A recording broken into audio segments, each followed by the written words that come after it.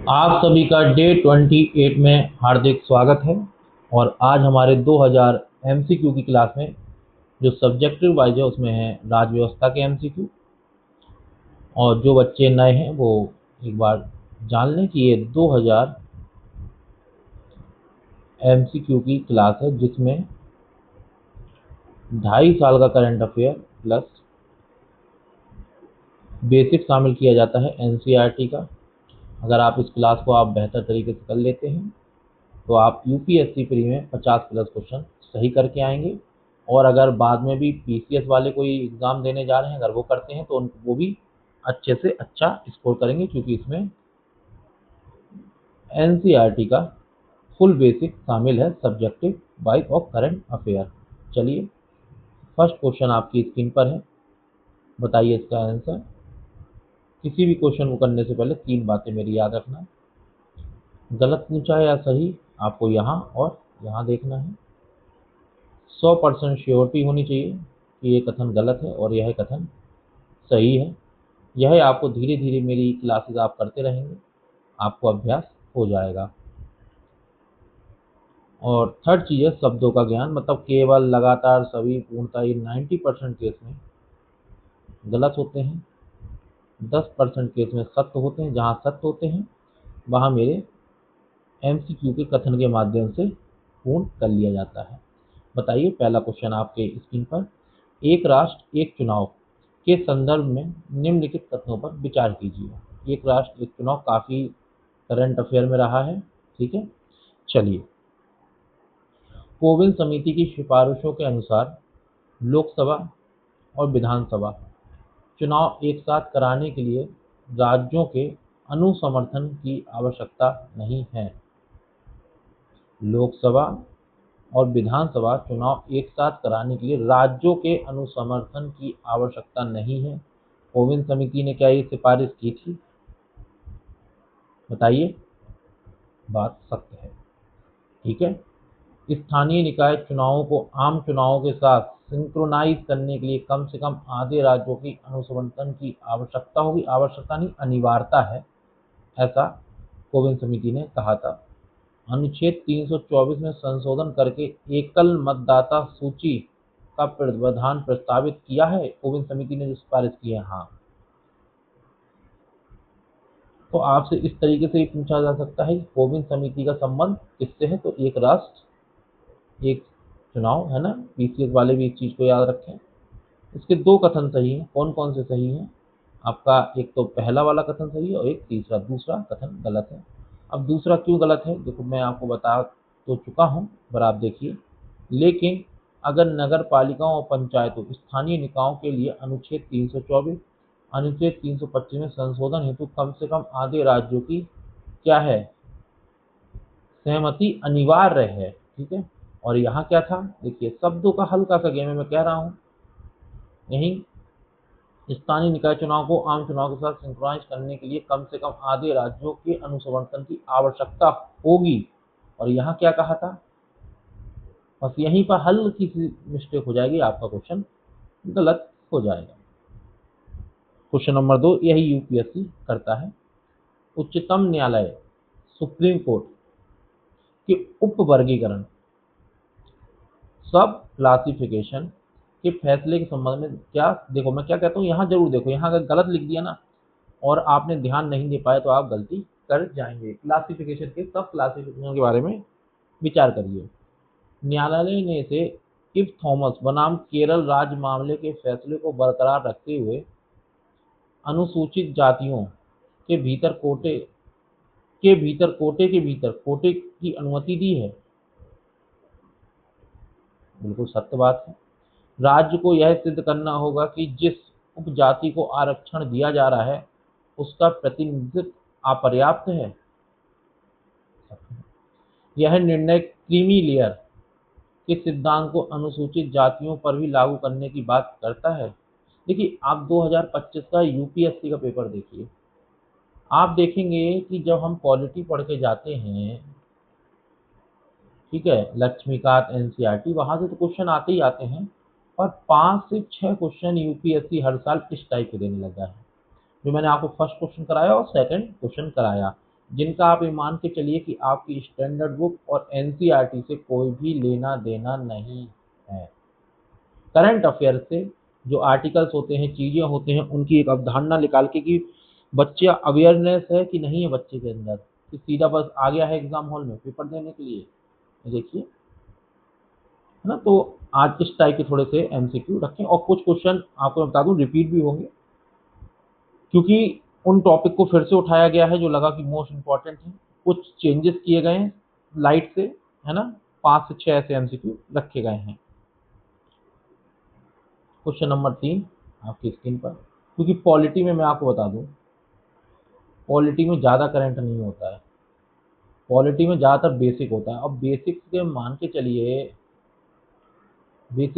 चलिए मैं 500 क्वेश्चन बना रहा हूँ, ठीक है, जैसे, तो ये नहीं है मेरे अंदर की कचरा भर दूं, रद्दी पेपर सब भरता चला जाऊं। जो मोस्ट इंपॉर्टेंट टॉपिक है वही बार बार लाऊंगा, और हाँ, हल्का हल्का चेंज करके लाऊंगा, कॉन्सेप्ट पूरा क्लियर कराऊंगा कि हाँ, ये टॉपिक तो जरूर यूपीएससी पूछता है, इसकी नज़र इस पर रहती है। ठीक है, चलिए क्वेश्चन नंबर, जैसे परिसीमन आयोग है, अब 2026 में परिसीमन होना है, तो मैंने आपसे कई बार पूछा है कि बताइए इसके प्रथम अध्यक्ष कौन थे, इसमें कितने सदस्य होते हैं, ये भी मैं करा चुका हूँ, किस अनुच्छेद के अंतर्गत है, ये भी मैं करा चुका। तो आपको सब कुछ, क्या इसको न्यायालय में चुनौती दी जा सकती है, ये सब मैं आपको पढ़ा चुका हूँ, प्योर कॉन्सेप्ट आपके क्लियर करा चुका हूँ। ठीक है, यहाँ पे हल्का सा तक के फिर यहाँ पे चीजें चेंज करूंगा। चलिए बताइए, परिसीमन आयोग के आदेशों को किसी भी, देखो, नहीं दी जा सकती, बात बिल्कुल सत्य है। संविधान का अनुच्छेद 82 संसद को प्रत्येक जनगणना के बाद परिसीमन अधिनियम बनाने का अधिकार देता है, ये बात भी बिल्कुल सत्य है। आगामी परिसीमन 2021 की जनगणना जब भी संपन्न हो के आंकड़ों पर आधारित होगा, ये बात भी सत्य है। और जनगणना ये 2021 की भी नहीं, जनगणना भी अभी ही होना है इसी वर्ष। ठीक है, कितने सदस्य होते हैं, प्रथम अध्यक्ष कौन थे, ये लोग आप कमेंट बॉक्स में मुझे बताएं। ऑफिस ऑफ प्रॉफिट, अब देखिए लाभ का पद से क्वेश्चन में पहले भी करा चुका हूँ आपको, है ना, और देखो यहाँ क्या है, यहाँ देख लिया करो, फिर मैं कह रहा हूँ, बताइए इसका आंसर।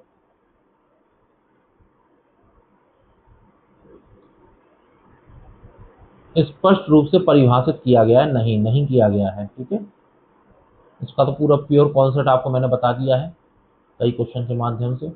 अब अगर लाभ के पद पर क्वेश्चन आता है तो आपसे गलत नहीं होना चाहिए, पूरा कवर कर दिया गया है।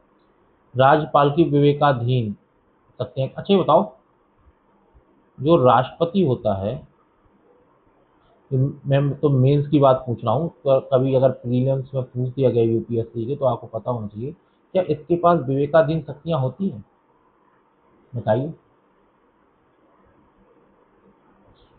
इसके पास अगर लिख दिया गया है कि राष्ट्रपति के पास विवेकाधीन शक्तियां होती हैं, तो क्या करोगे, सही करोगे या गलत, गलत करोगे।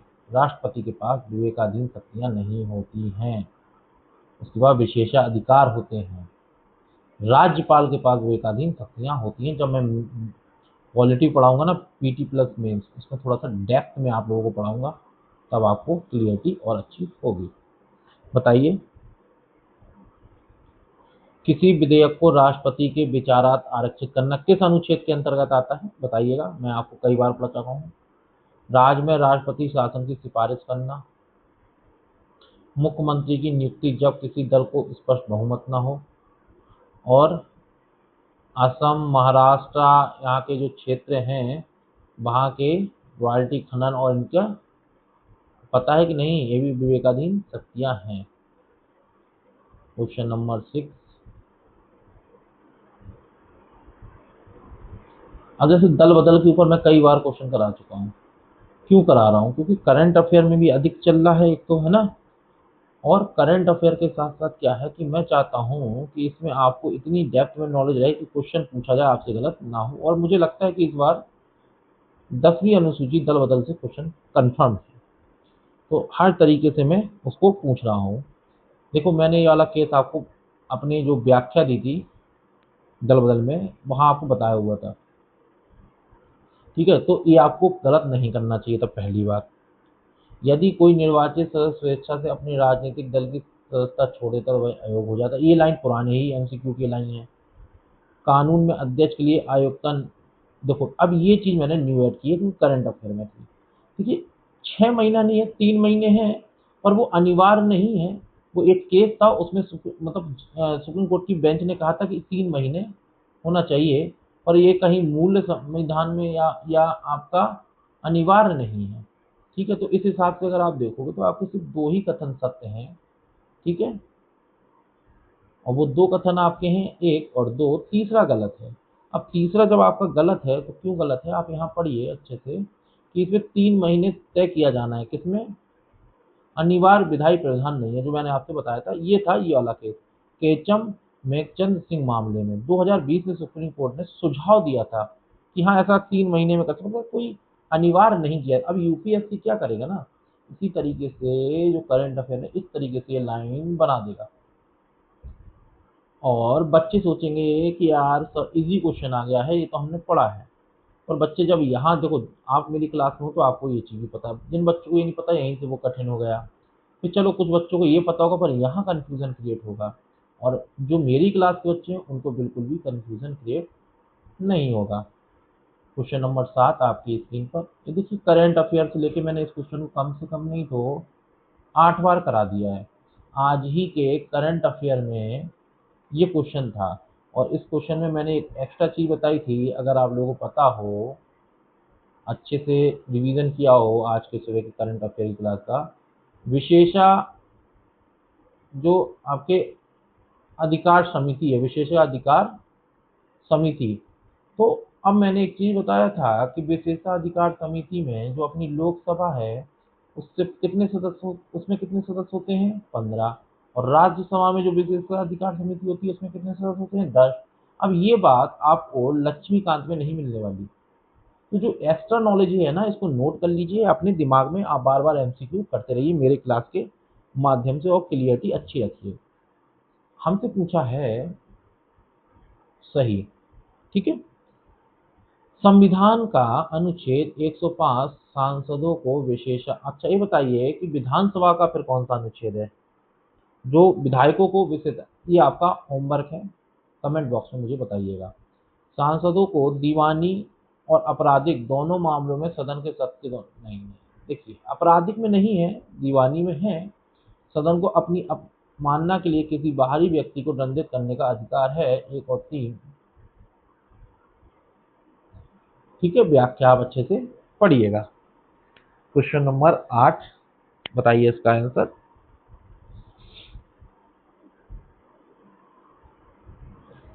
अनुच्छेद, देखो ये पूर्ण न्याय, इसको मैं कई बार करा चुका हूं, तो आपसे गलती नहीं होनी चाहिए। यह न्यायालय को अपने समक्ष लंबित किसी मामले में पूर्ण न्याय करने के लिए डिक्री या आदेश पारित करने का असाधारण शक्ति देता है। जैसे आपने अभी कल की न्यूज में पढ़ा हो, पैसिव इथिनेशिया मतलब इच्छा मृत्यु दी गई है पहली बार भारत में। उनका व्यक्ति का नाम बताइएगा मुझे, कौन है वो। ठीक है, और बाकी ये मेंस का टॉपिक है और एथिक्स का टॉपिक है, डेप्थ में है ना। एक शक्ति का उपयोग वैधानिक कानूनों के स्पष्ट प्रावधानों को पूरी तरह से अनदेखा नहीं, पूरी तरह से। ठीक है, हाल ही में शिल्पा शैलेश मामले में सुप्रीम कोर्ट ने इसका उपयोग कर आपसी सहमति से तलाक की डिग्री सीधे जारी करने की अनुमति।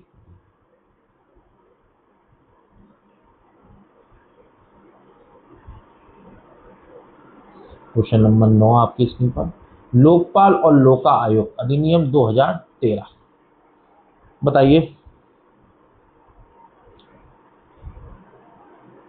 लोकपाल के क्षेत्राधिकार में प्रधानमंत्री भी शामिल हैं, लेकिन परमाणु ऊर्जा और अंतरिक्ष जैसे कुछ अपवादों के साथ। बात सत्य है, सुरक्षाई मामलों में प्रधानमंत्री को शामिल नहीं किया जाता है, वैसे नॉर्मली मामलों में शामिल है। लोकपाल में एक अध्यक्ष और अधिकतम 8 सदस्य हो सकते हैं, जिनमें 50% न्यायिक सदस्य होने अनिवार्य हैं। ये बात भी सत्य है, पढ़ा चुका हूँ। लोकपाल के पास सीबीआई जैसी किसी भी जांच एजेंसी को निर्देश देने की शक्ति नहीं है। अच्छा ये बताइए किसको किसको देता है वो शक्ति, जैसे बोला गया है, देखिए मैं कई बार करा भी चुका हूँ, नहीं आपको याद आ रहा दे लीजिए। ठीक है, क्वेश्चन नंबर 10 आपकी स्क्रीन पर। 20 मिनट में 15 मिनट हो चुके हैं, अब थोड़ा सा स्पीड मुझे लेनी होगी। राष्ट्रीय विधिक सेवा प्राधिकरण के विचार कीजिए, हमसे पूछा है सही। इसका गठन विधिक सेवा प्राधिकरण अधिनियम 1987 के तहत समाज के कमजोर वर्गों को मुफ्त कानूनी सेवाएं प्रदान के लिए। हाँ, अनुच्छेद बताइए कौन सा है ये मुफ्त कानूनी सहायता के लिए। भारत के मुख्य न्यायाधीश इसके पैटर्न इन चीफ होते हैं, बात सत्य है। लोक अदालतों का आयोजन नालसा का एक वैधानिक जिम्मेदारी है, तीनों ही बात बिल्कुल सत्य है। क्वेश्चन नंबर 11 आपकी स्क्रीन पर, बताइए इसका आंसर। राष्ट्रपति की अध्यादेश शक्ति 123, तो राज्यपाल की कहाँ पर है बताइएगा। राष्ट्रपति केवल तभी अध्यादेश जारी कर सकते हैं जब संसद के दोनों सदन सत्र में ना हो। बताओ क्या कहोगे, बताइए। अध्यादेश की अधिकतम अवधि 6 महीने 6 सप्ताह हो सकती है, बात सकते हैं। ऊपर मामले के अनुसार राष्ट्रपति के अध्यादेश जारी करने की संतुष्टि न्यायिक समीक्षा की जा सकती है, की जा सकती है कि नहीं। पहला कथन गलत है। अब पहला क्यों गलत है आप ये देखो, अभी तक आपने कॉन्सेप्ट को सही से क्लियर नहीं किया गया होगा। यदि केवल एक सदन भी सत्र में ना हो तो भी अध्यादेश जारी किया जा सकता है। यहाँ पे यूपीएससी आपको यहीं पे गेम खेलेगा, है ना, दो दो सदन लिख देगा। इस चीज का क्लियरिटी अपने दिमाग में अच्छे से रखना। क्वेश्चन नंबर 12, स्थानीय स्वशासन 73वां संशोधन अनिवार्य प्रावधानों में शामिल नहीं है। एक क्वेश्चन रिपीट है, रिपीट क्वेश्चन है, ठीक है। चलो बताओ इसका आंसर। कभी कभी इसलिए लाता हूँ, मोस्ट इंपॉर्टेंट है, आप लोग ध्यान से पढ़ रहे हो कि नहीं। सही है गलत है या अनिवार्य नहीं है, 1 और 2 सत्य है, ठीक है। क्वेश्चन नंबर 13 आपकी स्क्रीन पर, बताइए इसका आंसर। केंद्रीय अन्वेषण ब्यूरो की सामान्य सहमति के संदर्भ में निम्नलिखित कथनों पर विचार करिए। सीबीआई को दिल्ली विशेष पुलिस स्थापना अधिनियम 1946 से शक्तियां प्राप्त हैं, बात सत्य है। यदि कोई राज्य समान सहमति वापस लेता है तो सीबीआई उस राज्य में नए मामले दर्ज नहीं कर सकती, बताइए। बात ये भी एकदम सत्य है। सहमति वापस लेने का प्रभाव पहले से चल रही जांच पर भी पड़ता है और वे तुरंत रुक जाती है, तुरंत रुक जाती हैं।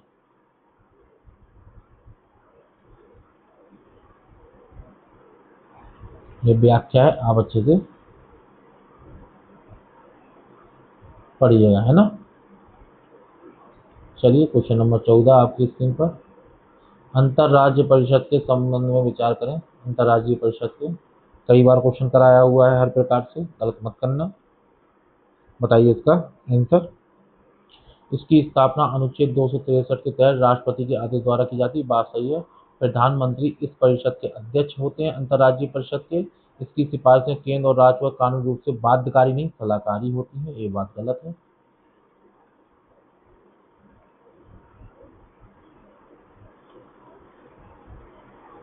ठीक है, क्वेश्चन नंबर 15 आपकी स्क्रीन पर। छठी अनुसूची कई बार समाचार में चल रही है, लद्दाख को लेकर, बताइए इसका आंसर। यह असम, मेघालय, त्रिपुरा, मिजोरम की जनजातीय क्षेत्र, हाँ बात सही है। स्वायत्त जिला परिषदों के पास कानून बनाने की शक्ति होती है लेकिन उन्हें राज्यपाल की सहमति की आवश्यकता होती है, ये बात भी सत्य है। लद्दाख को हाल ही में छठी अनुसूची में शामिल करने की आधिकारिक नहीं जारी नहीं की गई है। क्वेश्चन नंबर 16 आपकी स्क्रीन पर।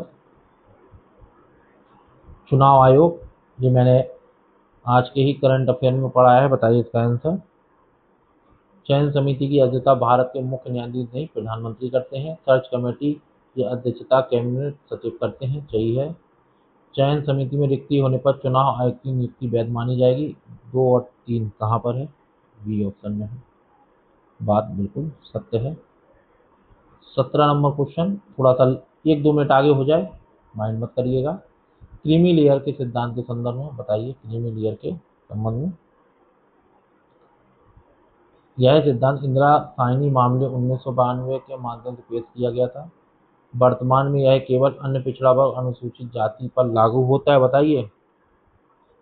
8 लाख रुपए वार्षिक आय इसकी वर्तमान सीमा है, 1 और 3 बी ऑप्शन। 2 क्यों गलत है, देखिए व्याख्या नीचे दे रखी है। 10% वाला केवल है, इसको याद रख लेना। क्वेश्चन नंबर 18, विशेषाधिकार प्रस्ताव बताइए। इससे केवल लोकसभा में नहीं, केवल राज्यसभा में भी होता है। अध्यक्ष सभापति प्रस्ताव को स्वीकार करने से पहले विशेषाधिकार समिति, मैंने आपको बताया था कि लोकसभा में 15 सदस्य होते हैं और राज्यसभा में 10 सदस्य होते हैं, वो भेज सकते हैं। बात बिल्कुल सत्य है, ठीक है। इसका उद्देश्य किसी मंत्री द्वारा तथ्यों को छुपाने या गलत जानकारी देने पर उसे जवाबदेह बनाना है। 2 और 3 सत्य है, ऑप्शन बी एकदम सत्य है। एक गलत है, क्यों गलत है, ठीक है, आप देखिएगा। क्वेश्चन नंबर 19 आपकी स्क्रीन पर, बताइए इसका आंसर। संविधान के अनुच्छेद 355 के बारे में सही आपको बताना है। यह केंद्र पर यह कर्तव्य थोपता है कि वह प्रत्येक राज्य को बाहरी आक्रमण और आंतरिक अशांति से बचाए। बात सत्य है। इसका उपयोग केवल तभी किया जा सकता है जब राज्य में राष्ट्रपति शासन लग जाए, ऐसा कुछ नहीं है। हाल ही में मणिपुर हिंसा के दौरान इस अनुच्छेद के प्रयोग की चर्चा रही है। 1 और 3 बात सत्य है, करंट में था इसलिए। चलिए क्वेश्चन नंबर 20, आज का आखिरी क्वेश्चन। कॉलेजियम प्रणाली के संदर्भ, देखिए यहाँ मुझे ज़्यादा बात करने का समय नहीं मिलता है, 20 मिनट में 20 MCQ कराने होते हैं। आप मेरी वीकली करंट अफेयर या डेली करंट अफेयर की क्लास में आइए, मैं वहाँ पे बहुत अच्छे से किस तरीके से आप स्मार्ट अप्रोच के साथ प्री क्रॉस कर लेंगे, बहुत डेप्थ में अच्छे से बताता हूँ। उन क्लासों को जरूर देखिए। कॉलेजियम प्रणाली का जन्म 3rd जजेस केस के माध्यम से, ये NCERT है, लक्ष्मीकांत में नहीं मिलेगा आपको। इसमें चीफ जस्टिस ऑफ इंडिया और सुप्रीम कोर्ट के 4 वरिष्ठतम न्यायाधीश शामिल होते हैं। सरकार की कॉलेजियम की सिफारिश को पुनर्विचार के लिए वापस भेज सकती है, लेकिन यदि कॉलेजियम उसे दोबारा भेजता है तो सरकार उसे मानने के लिए बाध्य है। बताइएगा आपको क्लास कैसी लगी, लाइक करिएगा, है ना, कमेंट जरूर करिएगा, पता लगे कि कौन कौन बच्चे कहाँ कहाँ से देख रहे हैं, अपने सिटी का नाम जरूर बताइएगा। और अधिक से अधिक इस चैनल को सपोर्ट दीजिए, अधिक से अधिक सब्सक्राइब करिए और कराइए। टेलीग्राम पे भी अपने हर जगह लिंक को शेयर करिए इसी स्मार्ट अप्रोच के साथ पढ़ने के लिए, वो भी फ्री में। कोई पेड कोई भी पेड क्लासेस नहीं है यहाँ पर, है ना। चलिए धन्यवाद।